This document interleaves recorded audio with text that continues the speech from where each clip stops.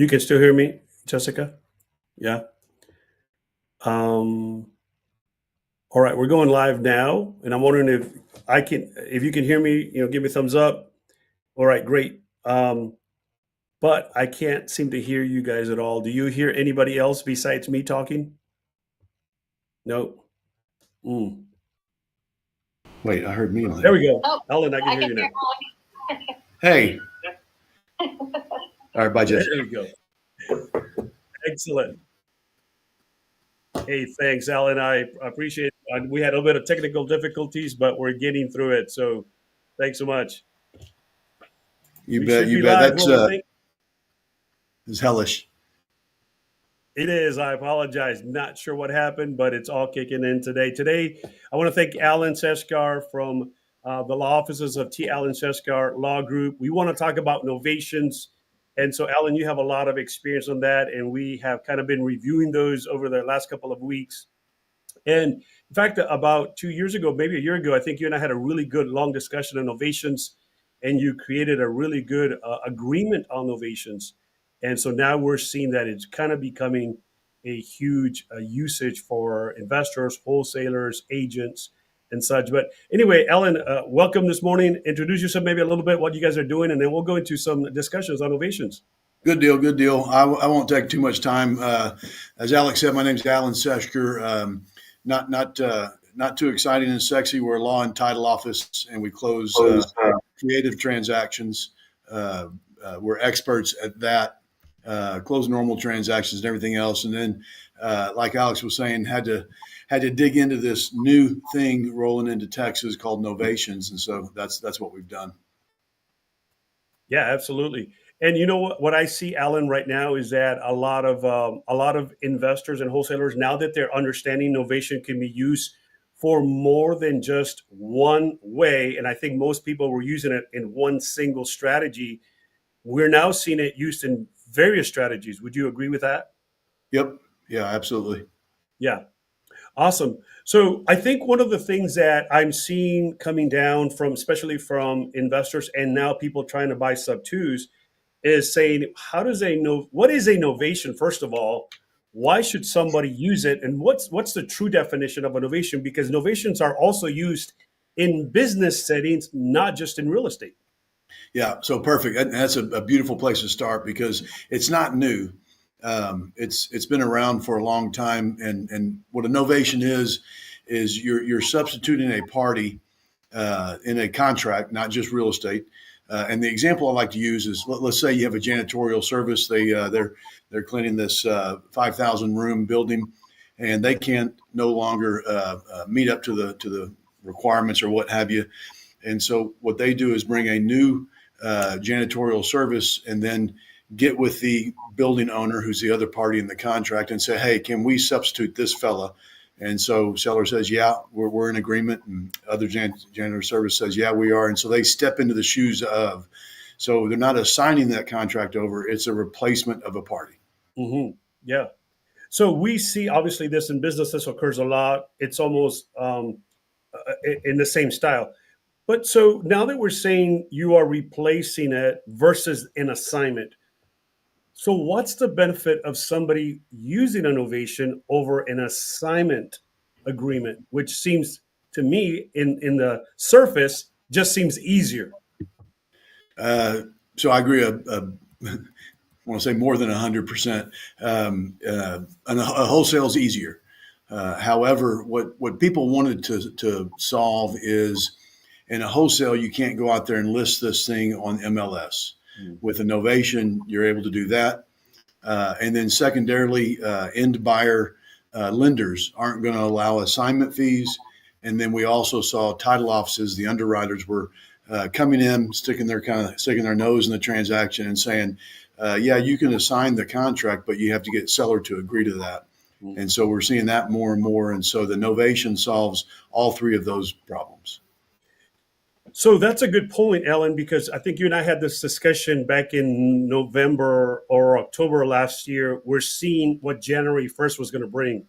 And that was that now Texas Real Estate Commission requires for the wholesaler or the investor to notify the seller that they intend to sell the equity or resell this property.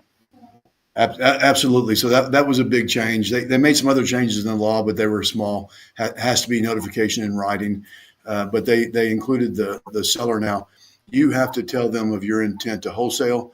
And I don't think we can monkey around and say, well, I'm not going to tell them at first because I may or may not. I think Trek would roll in and say, you didn't disclose at the beginning, so therefore you can't do it. You're in trouble. Yeah, yeah, yeah. So let's say I'm a seller. For those listening, and especially wholesalers and investors who want to continue doing wholesale deals, let's say I'm a seller, um, Alan, and you're pitching me Novation on a deal that you want to do. What would that sound like so that we have at least an outline of what we should be saying so that we can explain innovation instead of an assignment? So I like to say innovation is substantially similar to a net listing. Okay. So what your first task, your first goal is to get the seller to agree. Okay, you're selling your house for 350,000. I'm gonna meet that price. You're gonna get your 350, but I may go sell this to someone for more than that. And if I do, I'll keep the difference between those two prices. Are you fine getting the number you want, Mr. Seller? And obviously they should say yes. If they don't say yes, probably not someone you want to play with. I call that looking in other people's Cheerio bowl. Just be happy with your own Cheerios and don't look at my Cheerios. So that's your first goal and task is to get them to say, yeah, you get me 350. I don't care what you do. You can take the property to the moon if you want to. Sure. But then after that, you're going to also need to extensively disclose what's going on with this thing. So you need to let them know. You have a contract with me. I'm going to find an end buyer. There's going to be a new contract, so we won't have our contract anymore. It is going to terminate, and this is all detailed in the novation agreement that you're going to sign. So you'll end up with two contracts with seller: the first Trek 1 to 4 contract, and then the novation agreement. And I do need to say, you can't mix and match the novation paperwork. There's novation paperwork from a couple, three different sources outside of Texas. If you're using mine, you can't mix and match others in there because my structure is different than theirs. Yeah. That's one warning. But you're going to disclose the full nature of the transaction. I'm going to list it. I'm going to control the listing agent. I'm going to sell it to someone for hire. You're going to get into a new contract. When you get into a new contract, this one's going to terminate. It's going to close, and at the closing, I'm going to be paid the difference between those two contracts. And the seller should say, yeah, I agree with that. So obviously that doesn't negate the fact that you're still going to, let's say it's listed 350. You're saying, hey, I want to buy it for 300,000. That doesn't negate the purchase price in any way, having an ovation. It could be that you ended up selling it for 350 and you make the $50 difference, 50K difference. Yep. Am I in the right line? Yep. Yep. Okay. Exactly. Now, so then that means that the seller will fully know what you are making of his property. Yeah, like every transaction, I advocate for 100% transparency. Back during the short sale boom, during the recession, people were trying to shuck and jive and hide what's going on, and it blows deals up. So the more disclosure and more transparency you have with any transaction, not just novations, the better chance you have of having a successful closing. So there's no way to do, or you would not advise to do blind HUDs, like a seller HUD, buyer HUD, because I have seen times where seller says, "Wait a minute, you're making 20K on this? No way, no how!" Right? So now you're stuck between a rock and a hard place because you're the guy in the middle. Yeah. What are your thoughts? So a blind HUD's not going to be effective on a novation because they're going to see that purchase price is no longer 300, it's 350. Of course. Um, uh, you may have to flip this into an ABBC simultaneous close, Mm, or you could even go back to a wholesale arrangement, and we can use a blind HUD on a wholesale because your price doesn't change and your wholesale fees over there on the other side of the blind portion of the HUD. yeah. So would you suggest, I guess, as we gauge the temperature of the seller and the amount of wholesale fee, if you want to continue with a novation, even though you started with one, and turn it into an assignment. Yeah. So if you find yourself a little bit embarrassed because you're making too much money, then you might need to zig and zag a different direction. We're closing one right now, and it's a $300,000 assignment fee. And Wow. so we told them, listen, you're an ABBC transaction. You don't want a blind HUD. You don't want anything. Just Yeah. buy the dang property and then go sell it and make 285,000 versus 300. Yeah, it just solves a lot of problems doing that. Yeah, it just makes a lot of sense. So now then the wholesaler or somebody needs some transactional funding, or are you closing, it's like what you call, they used to call them, what is it, like a sync closing where it's just immediate same day? Simultaneous closing on this file, we're not able to get pass through funding I see. from the BC to the A, so they are having to get that transactional funding.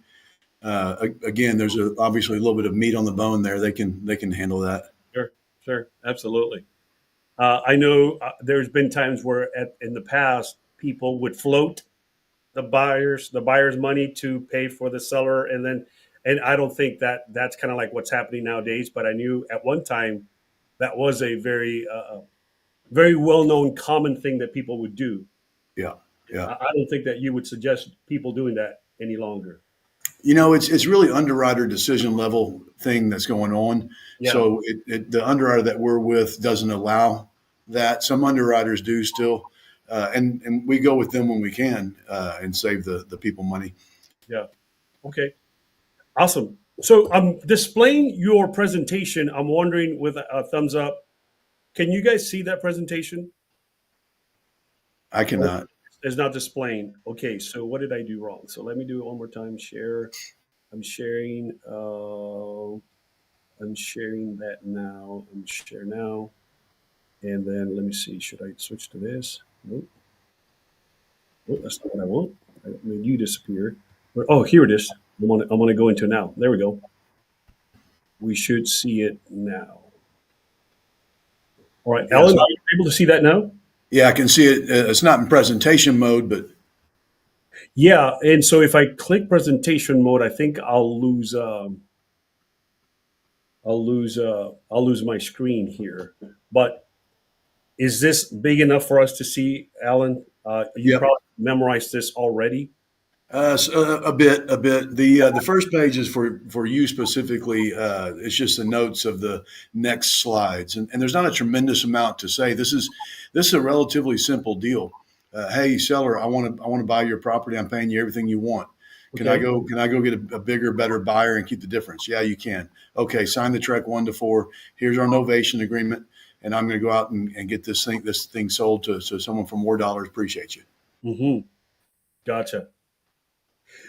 So the novation kicks in, Alan, when you actually have an end buyer. The end buyer is then signing. So when the end buyer says, yes, I'm willing to buy it at, let's say you locked it up 200, you're selling it to an end buyer at 250. At that point, the novation's kind of kicking in, correct? Well, the novation agreement is there at the beginning, Yes. and the novation agreement is going to say, seller, when you sign a new contract with an end buyer, this one automatically terminates. Okay. But that novation agreement stays there because that's your money. Sure. So you find the end buyer, he's willing to buy it for 250. At that point, is that when you create a new trek? Buyer signs it at 250. You go back to seller, get him to sign this new contract? Yep, Okay. yep. And then I should say one of the things the other forms bouncing out around there, they call for the novation agreement to be signed when you find the end buyer. So that's one of the reasons I say don't mix and match the forms. It's one way or the other. I see. Well, in your forms, you get the seller to sign along with the trek. So here's a trek, here's a novation, sign them together. Yep, Okay. Now yep, that's in your back pocket. That gives you the right to list it on the MLS, Zillow, Facebook, wherever you want. You find that end buyer. The moment you do, you're saying, okay, great. I need you to fill this buyer's contract. In it, it's going to have the original seller's name, the new price. Is that correct? yep. Yep. Now that contract is then going to be sent to title because you already have the existing novation. Then title kind of rectifies them both, putting together, say, this is the assignment fee in a sense of what this investor is earning. Yeah, and so two things that you just jogged my memory. You're telling title it's a novation. You want to tell them because otherwise they're going to get real confused on that second contract. And then the novation agreement details the dollars you're getting, but you are going to end up having to invoice the file, as we say, send an invoice for services over to the title office, just management services or what have you, and you're going to have to calculate your numbers because 9 times out of 10, buyers paying closing costs, so that'll come out of your margin difference there. So you're going to invoice the file.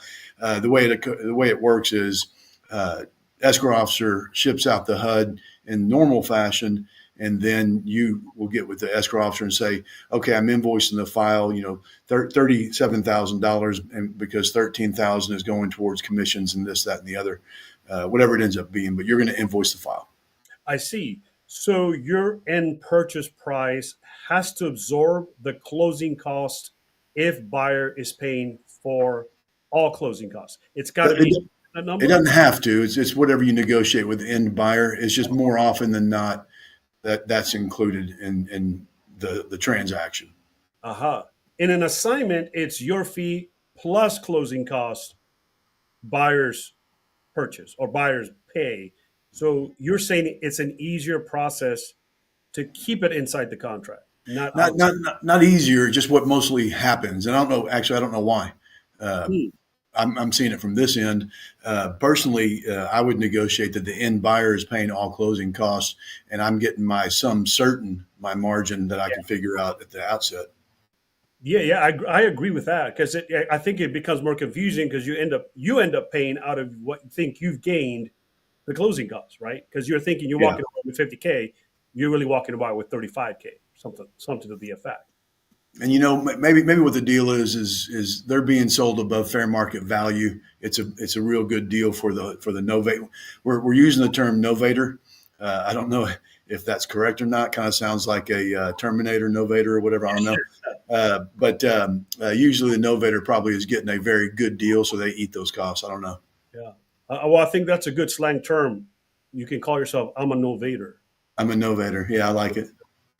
Dark Vader, Novator, Terminator, they all kind of go in together.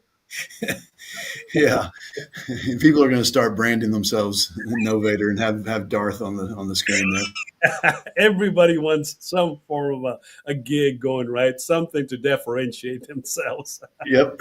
Yep. So, Ellen, if you are doing Novations. So you're saying it's better to, would you say it's cleaner to say, hey, listen, let me sell this for 230 instead of 250? I walk out with the 30. I know the guy's going to end up paying the closing costs and then some costing him 250. So on the contract, it's going to say 230 Yeah. and The then let him the worry about closing costs. well, the contract is going to be the total that you're selling it to the second person, Oh, I see. Yes. Okay. and then you could hard code in there that I'm getting my 30,000 at that point because end buyer is paying all closing costs or what have you, or maybe they're splitting it like normal. But you can hard code. I'm getting the 30,000 difference between the 230 and the 200 total. Where would you hard code that? Where in the contract would you put that? Because there's not necessarily a number in the novation, and it just says the difference between. So on the Trek 1 to 4 buyer offer, would you write it there? Where would you put that? It can be in special provisions of the new contract. Okay. If you wanted to belt and suspender it, you could also amend your novation agreement and have that in the special provisions of the novation agreement also. But putting in the Trek 1 to 4 will suffice. And so you could accurately write it in special provisions because I know as agents they keep banging on us that you got to make sure you only write what's you can't practice law, so you can't do any what is it called, escalation clauses. So Right. that would not be considered an escalation clause. So if you wanted to keep it clean, I don't think agents should write anything in there. So if you're licensed, if you're not licensed, you can write whatever you want in there. If you're licensed, then I've got a really good way of getting things into special provisions. You email me what you want to put in special provisions, and then I copy and paste it and start a new email to you that says, here's the language for special provisions. And then you keep that document in your file if anyone wants to say you were practicing law.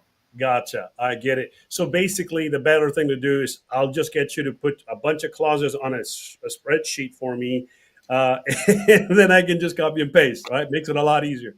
Yeah, yeah. Attorney said it's okay to say this. Or I can just send you 15 emails, have one clause in each of the emails. Yeah, I got it. He said I could put it here. That's right, for perpetual use. Yeah, Okay, that's funny. All right, so great, step by step. So we got the seller, we got him to sign up track one, we got the novation, we found the buyer, we presented it, we got it on the market. Buyer signs. You then send a title and you clear state that this is a novation agreement along with what's already been submitted to you title. You have it on your records. This is a follow up. And by the way, special provision says 30,000 goes to me. yeah, yeah. And then title's gonna whether you're closing with my office or otherwise, in all likelihood, title's gonna say we need to get a termination of the first one. And you can try saying, hey, it's in the novation agreement that it automatically terminates, but don't teach title companies stuff. Just give them what they want. I see. So maybe not on yours, but in others, they may require to send a termination of agreement for the first contract. Yeah, we're gonna ask for that. Just we like to have it in our files in case there's a TDI audit. We can point to it as opposed to pointing to a clause in a novation agreement. And so, how do you refer that? Because obviously, there's two contracts now. So you clearly specify the time, date, seller, and buyer in Yep, the termination. yep, exactly right. Got it. All right. Yeah, because it's all about the details, right? When it comes down to who's doing the right thing. Yeah, and the I don't know if I mentioned this earlier. Oh no, I did. I did. The forms out there call for the novation form says this first contract terminates, and we'll have people signing that novation agreement simultaneously with the first contract, but they're doing it wrong because when they do that, they've entered in a contract and then immediately terminated that Yeah. contract. Uh-huh. So So you got the to be careful. so what we're saying here, the difference is the date of signing is what changes obviously the termination. On the forms that are out there, yeah. Mine says upon signing the new contract, this one automatically terminates. Got it. I see. I see. So that's your fail-proof safe law there. That it does not going to terminate until you have something signed. Now that Yep. does not nullify option periods that you have on the Trek to One because then it nullifies everything. No, that first one's going away. If you want option period with the second buyer, that's going to be in your second Trek 1 to 4.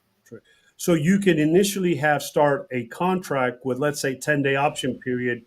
You lock it up on the ninth day. You start a brand new contract, maybe with another 10-day option. So now you've actually bought yourself 20 days to make sure the new buyer is buying. Yeah, if the seller is going to go along with that, yeah. If he agrees. And if there is a new option on the new contract, then more consideration is to be put down to initiate that option. What I like to do is if there's earnest money down, I want the end buyer to reimburse the novator Okay. instead of sending that earnest money to title. Because if they send it to title, now we have two earnest monies, but only one contract calling for one earnest money. Okay. So, and I don't want the dollars to get locked in the title if there's a fight. So for clarity purposes, I have a property. It's under a contract. I've put $100 option fee. It's the ninth day. I lock it up again with a new end buyer. End buyer now needs to give me a check for $100 to initiate this next contract. Yeah, and that's in the novation agreement. It's in my wholesale and novation agreement. But then, what if they're wanting to the end buyer is wanting more option period? Obviously, I need to talk to the seller because he's as far as the seller's concerned. Hey, you told me in 10 days, and that's it. Yeah, But the new contract may stipulate because of the ninth day being closed on, he needs another 5 days to get his contractor there, whomever, they're paying for the option period paid to me, but then how does that seller get remunerated for the option that's being extended if it's being paid to me as the in between? So that can go direct to seller, and Trek actually changed those rules. Option fee, if it goes to the title office, seller can immediately say release that, and we release it now. But it can also go direct over to seller. But that reminds me, the great majority of these have a very long option period. So they have 30 days, 45 days, because they know they're going out there to list this thing. So that's negotiated with the seller I at the see. outset. Gotcha. Okay.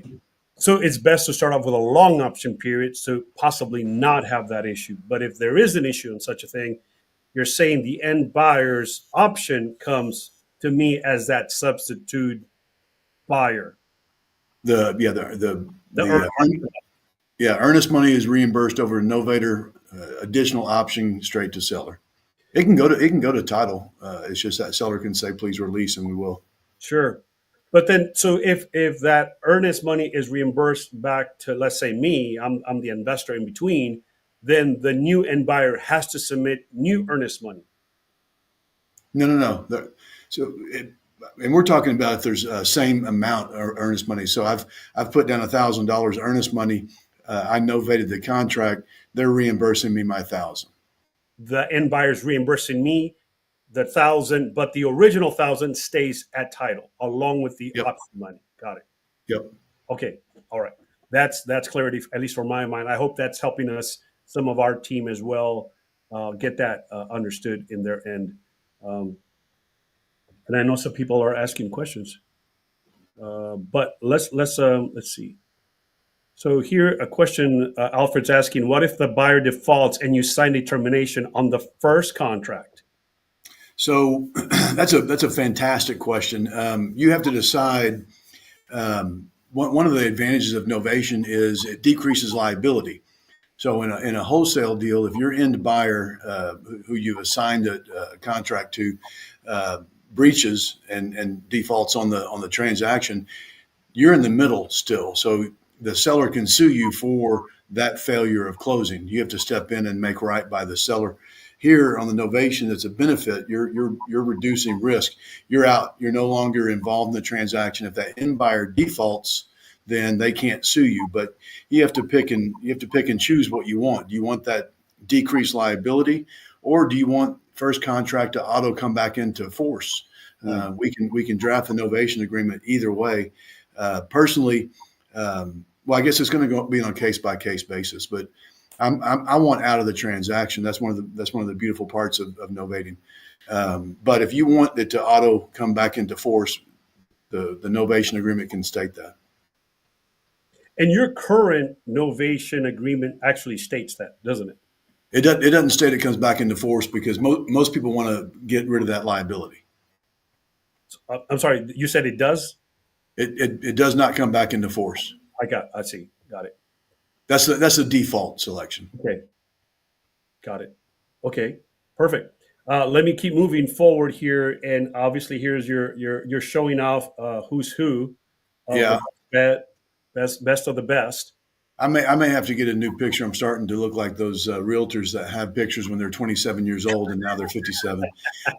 But the important part of this here slide is Jessica. She's my right hand man. If you're dealing with our office before you have a contract, you're dealing with Jessica. Yeah. So she's point person for everyone, and then you get assigned to an escrow team. So she's important. So remember her. Yeah. Remember her. And we'll give contact info afterwards here at the end so we can make sure everybody. So we got the definition kind of going through on that. So we'll skip that for now, Alan. I think you've already explained it. Yeah, this will be the same that we went over on that page one. All, all, Okay. all of these slides. Okay. And then we'll go here the benefits. I think we've covered some. Is there anything that sticks out from you on this slide? No, we hit them all with the summary. Yeah, we hit them. Yeah. And I think one of the great benefits here is here listing it on the MLS. Now, I know many wholesalers, what they put in special provisions, they always write, investor has the right to list property on the MLS. Like it's like it's a part and parcel of a wholesale contract that I've seen used over. what you're saying is when you're using the novation, you don't have to put those wording in there because it's already built into the novation. So that's a good point. Let's talk about that for a second. Okay. Um, the other novation forms that are out there, and that clause that you just now said, that's not going to withstand Trek Mm, scrutiny.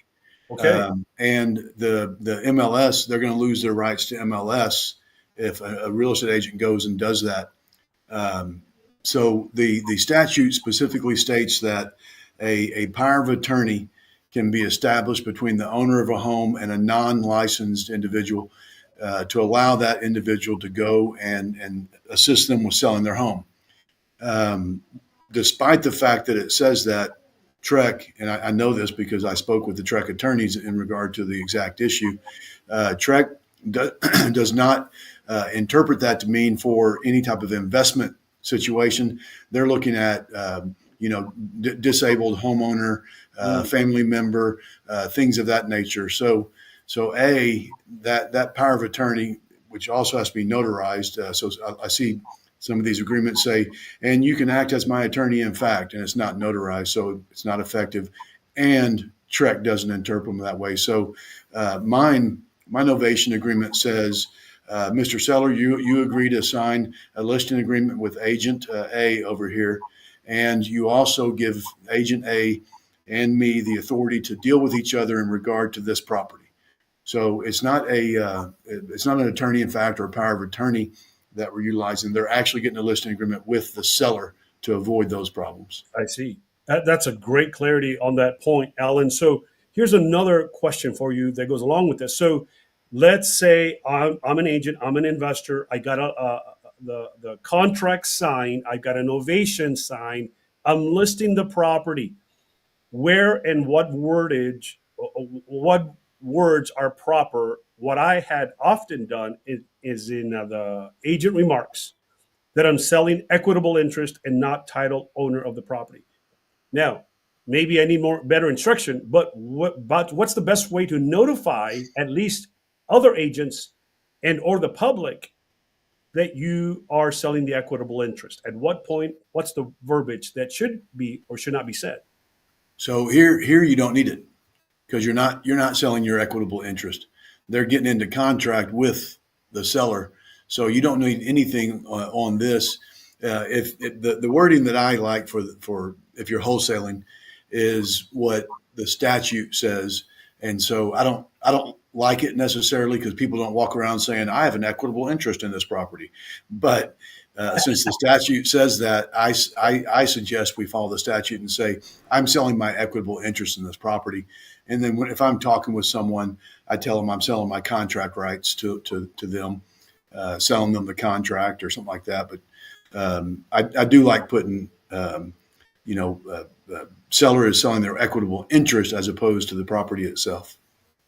Got it. All right. So I'm typing this down here. So seller is selling equitable interest in this property. Is what you Yeah, they're selling their equitable interest in the property. their equitable interest, their equitable interest in the property, right? So all right, I'll put that out. Um, and now you said the second thing is you're selling your rights to the contract. Is that how you said it? Yeah, if I'm talking with someone about it, then I just say I'm selling my contract rights. Well, that's a good way to say it. How do you think people respond when you say that? They know what's going on. Um, there's probably been. I mean, if I'm dealing with it, there's been disclosure. I have this under contract. I haven't closed yet. Um, I'm gonna get into contract with you. I'm gonna have also a clause in special provisions that says this contract is contingent upon me closing on the property in regard to a separate contract. Uh-huh. If you don't have that clause, I've gotten people busted out of deals before because that clause wasn't in there, and so you have a seller who's contracting to sell something that they don't own. So Hmm. that contract's not enforceable. So you have to put a clause in the special provisions that says that it's contingent upon the sale, the closing of your purchase of the property, but not on novations. And so even though you're listing the property on special remarks to other agents, you don't have to let them know this will become an ovation agreement or innovation agreement will be signed. Or Anything to the effect. Nope, nope. And the reason for that is the agent has a listing agreement with the seller, and it's going to show the seller is selling the property, not me, the novator. I see. So no issue with me being an investor and an novator and an agent, all I guess all two things at the same time. No need to disclose anything on the track or on MLS. If you're an agent, I'm going to disclose that. Might not be required, but you should always disclose that you're an agent, whether you're required to or not. Sure. So in the track has that stipulation, right, where we can notify that. But on special remarks, it should that be notified in any way, or in public remarks, does it need to be notified in any way? So I may have to crawl into a corner and think on that one. Okay, no Um, worries. This is where we uh, ask the hard questions. yeah, I've been uh, about I that. don't on a novation. I don't see it. I don't see it on there. If you somehow are having someone list your wholesale, Mhm. um, I might put it on there. I would put it on there. But again, that structure, if there's an agent that's doing that, they're tossing their license away, in my opinion. Okay, so clarify what you mean by that on which option. A real estate agent listing a property for a wholesaler as opposed to the seller, just based upon the document. And the document again usually isn't notarized, but there's a document that says you have the right to go out and list my property, Mister Wholesaler. I don't think that's going to be found to be enforceable. A and B, Trek is going to find it to be a violation. They will find it to be a violation. Yeah, yeah. A seller can't just say, "Hey, you have the rights," and then now that wholesaler goes out and lists that property. Okay, but what if he hired an agent to list a property on his behalf? No, Also, now the agent's going to be in trouble. okay, so to clarify, then a wholesaler has an novation agreement. He calls you and says, "Hey, can you list my property?" You're saying that's a no-no. If he says, "Can you list the property for the seller?" then you're okay. I see. The novator is not the party. Got it. So let's say he can come to me and say, "Hey, listen, flat fee, $500, list the property, but you have to list it as the seller." Yep. Then you're good Yeah. because they have a novation signed. Yeah. And you know, if you don't have a go-to agent that you're helping whenever you can, and he's helping you whenever he can, you need one. So that name for the agent that's in the novation agreement is going to be that same fella every time. Absolutely, because they have to list an agent on that novation if it's going to get listed on the MLS. Yep. Yeah. Yep. And this is where I think wholesalers can really partner with agents, and agents can partner with possible wholesalers or investors. That they're saving time, energy, and effort by connecting with an investor, or I mean with an agent, to make the transaction a lot easier and keep them in compliance. Yeah. And it if there's any challenge to the structure or to the contracting in general, it looks better that you have an agent out there representing that seller. Yeah, absolutely. Yeah, absolutely. And everybody wins. Yeah. There's some more benefits you put here. Novation solves both of these issues. Did we just discuss Yep. this? Okay, Yep. okay. Process and contracts. Um, This is good. Yeah. Here's what the novation agreement is going to detail, and it shouldn't be the first instance that the seller's hearing any of this. They should have, you should have disclosed verbally before any documents were put in front of the seller that, hey, I'm going to find an end buyer. I'm going to keep the difference here.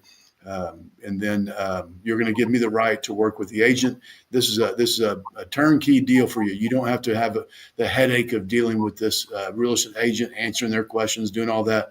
I'll take care of that for you. So you give me that right. I'm going to find that end buyer, and then you're going to contract with them. And this contract is going to auto terminate. And then that part down at the bottom, the other forms that are out there call for a recording of a document that protects your interest. yeah, But if you're closing with our office, the novation agreement is all you need, because we're not going to act otherwise. Now, if you think the seller might go out there and sell that property from underneath you, then that's a memorandum of contract. But nothing needs to be recorded if you're closing with me. But that's only with me. If you're doing a novation and closing somewhere else, you do need to get something recorded that shows, because that's how you're going to get paid. Yeah. Uh, Title's going to say, "Hey, need a release of this document." You say, "Good, here's the release. I need $25,000 or what have you to provide the release," and you get your dollars. But I guess we could say technically, you market a property, wholesaler hears about it, he goes to the seller, and seller, you know how it is, that he's going to go and choose a bigger number, even though he signed with you, he doesn't understand. He can easily sign another time, and they close with somebody else, and obviously nobody would know about it, or they Yeah. would So after the fact. that's when you need your memorandum of contract over there to protect yourself. But you know when your seller's going south on you. Text Yeah, messages aren't returned, emails aren't returned, and phone calls aren't being answered. yeah, they start ghosting you. Yeah. As a practice, do you suggest people to do that with every deal, or only when they kind of get a little iffy on you? You know, it's funny. The new investors will start out doing every deal. And so there's a drafting fee, I think $75 or so, and then there's a recording fee of $40, and then there's a release that needs to be drafted, so another release fee of $40. So now we're up to almost a couple $100. So no, I'm not saying do that on every single one. I know when a seller is going south on me. Yeah, agreed. Yeah, yeah, absolutely. All right, let's keep moving real quick. Miscellaneous.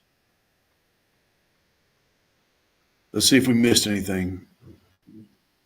Oh, so a lot of people will ask.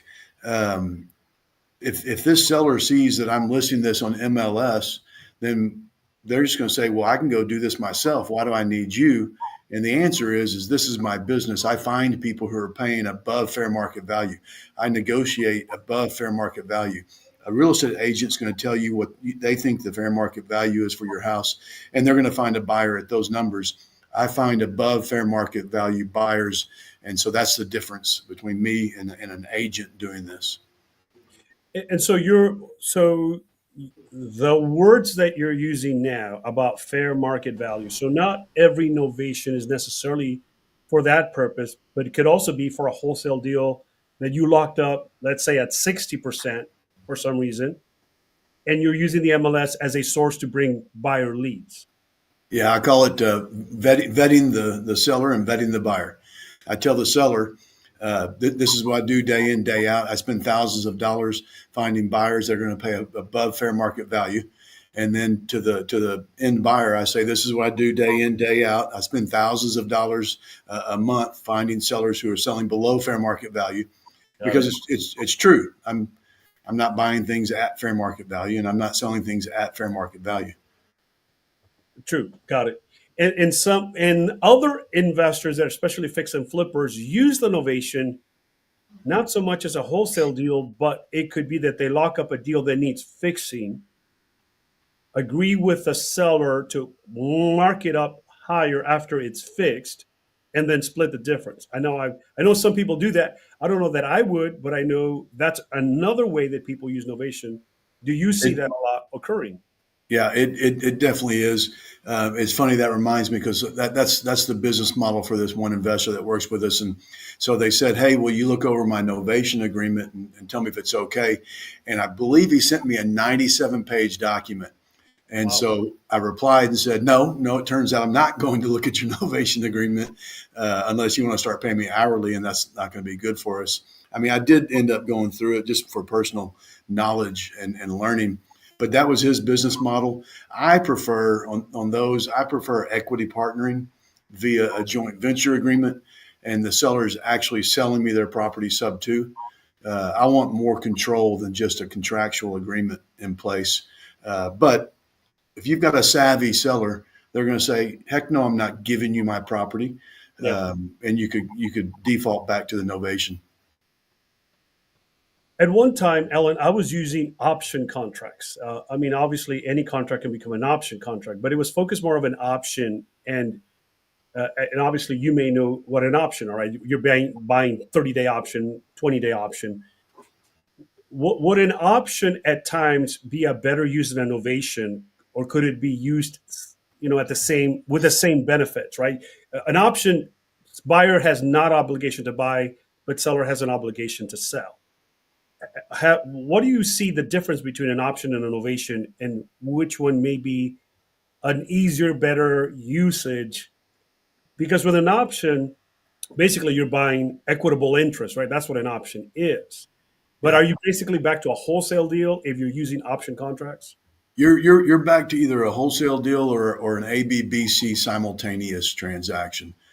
So you can use that option contract for those two things, but it's not going to satisfy these items that the Novation, the problems that they solve. That's the only thing I know of is a Novation that can do that.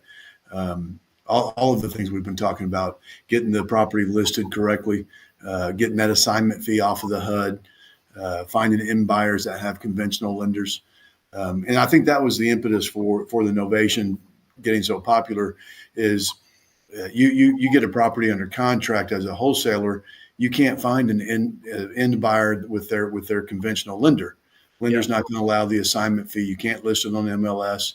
So this solves those problems, and you're finding buyers that are paying more than just cash investors. yeah, yeah. Because you could essentially sell it to an investor, a home buyer who's coming in with a loan, Yeah, not yeah, just a hard money lender or a cash buyer investor. You're opening up your buying pool. yeah. Because that investor wants to buy it for X percent. Yeah, That end buyer wants to buy it for 100%. yeah, agreed. Yeah, yeah. Awesome. So that's the miscellaneous part, and then I guess these are some of your offices, Alan. Yeah, there's our contact information. I think if you scroll down, it should have Jessica's. Yeah, there we go.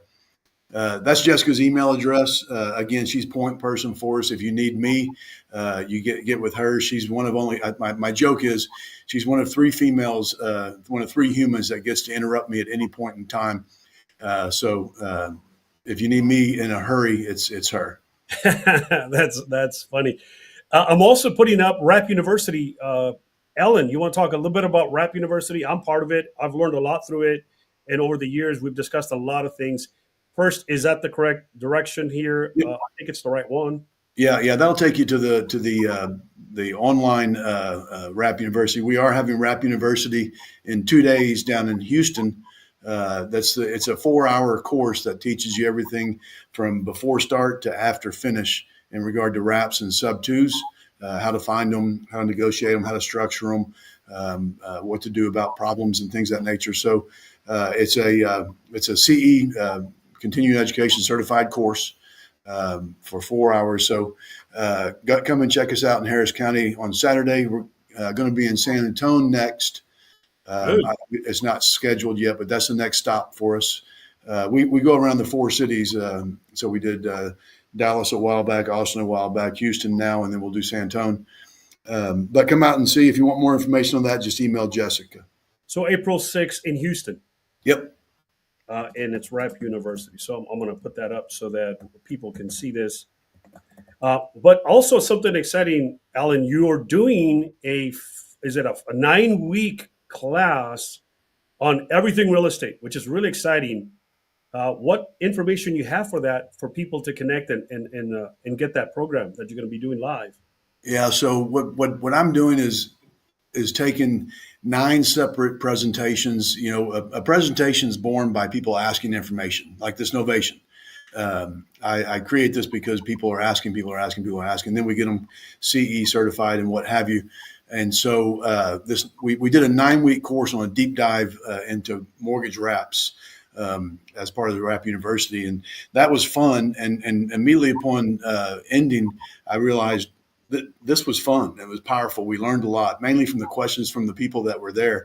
And so we're going to immediately drop into a 9 week session on everything from trying to think what would the start be, but we're talking about filling out the TREC contract, tips, tricks, and pitfalls of the TREC 1 to 4 is what I call it. We are going to talk about novations in there. We're going to talk about wraps at the very end. Talk about special provisions that you can utilize with the TREC 1 to 4. What do you do when there's dead folks in title? What the heck's going on with an LLC and a series LLC, and what should I use? And then how to be a bank. And what I mean by that is if you're selling something seller finance wrap, needs to be done correctly. And so a fellow named Nick Legamaro is going to come and talk about how to paper up a promissory note correctly, how to vet your borrower correctly, so that you can then go out and sell that note if you want to, and more. I don't want to keep droning on, but it's going to be fun. It's a 9-week session every Wednesday at 5:30, I think. But if you want information on that, get with Jessica, and she can send you anything you need. Yeah, absolutely. We've already signed up, and I got some of my team members to sign up as well because we're going to be going in there and asking the hard questions, Good. challenging, pushing you to the max, forcing you to open up that encyclopedia. That's perfect. That's perfect. I love it. Yeah, and Nick's a great guy. I think we connected all together, and we've been doing deals for a while back. Also, those of you who may be on the call or on the video here, if you may be part of Sub 2 or other communities, that's great. What I do is I have a Sub 2 course where I teach. I've been doing this for 10 years on teaching people how to do Sub 2s, how to find Sub 2s. And I always go to the gold mines where people are not searching these types of Sub 2s. So if anybody's interested, go to our website. My real estate group is Alex Sanders Realty Investment Group. We're under Texas Premier Realty.